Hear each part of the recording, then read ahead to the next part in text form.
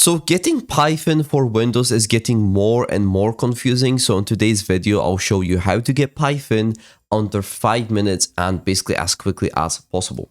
So if you just type in Python to your favorite search engine browser, it doesn't matter. For all I care, you can use a terminal to download the file.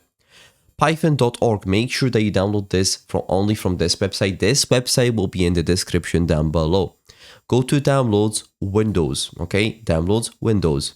Scroll down to latest Python free release, click it, scroll down all the way down till you get to this little table.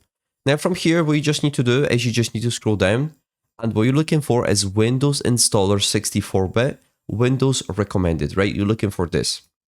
Click Windows Installer, and this will basically download a file to your computer. Save it on your desktop.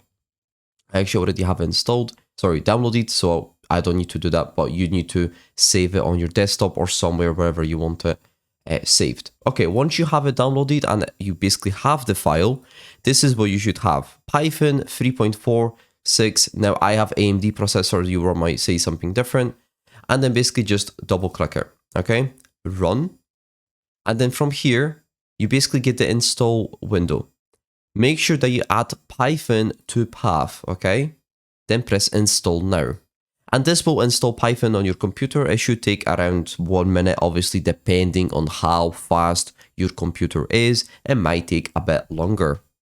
Right, and as you can see, Python is installed on my computer. Now to verify if everything is basically installed properly, we just need to go to the left corner or the search window, or if you press your Windows key, type in CMD. You should get a command prompt. Now please don't panic, I am not going to hack your computer. If you type in the following command, Python -- version, right, as you can see it says Python, or the alternative is just Python, but this will launch, as you can see, a little window, and you can actually type in code here. So if I type in hello world, if I can write it properly, hello world, right, as you can see, it displays hello world. Now to basically just quit this or just to close this, you can just press this little X and nothing's going to happen, don't worry. That is basically you can do whatever you want. However, if you don't know how to program, I'm actually just going to quickly demonstrate how to write programs. I'm going to use Visual Studio Code, but you can also use a notepad or your other code editor. It doesn't really matter, you just need some kind of code editor because it just makes it easier. Now from here, I'm just going to make a new file. I'm going to call it Python I love you.py, which is the extension. Make sure that whenever you save a Python file, it is .py because that's the extension. Extensions are very important and that's what makes it work. Now what we can do is we can literally write any code we want. So we can do this, let's say x equals 5 and then y equals 10. And we can literally print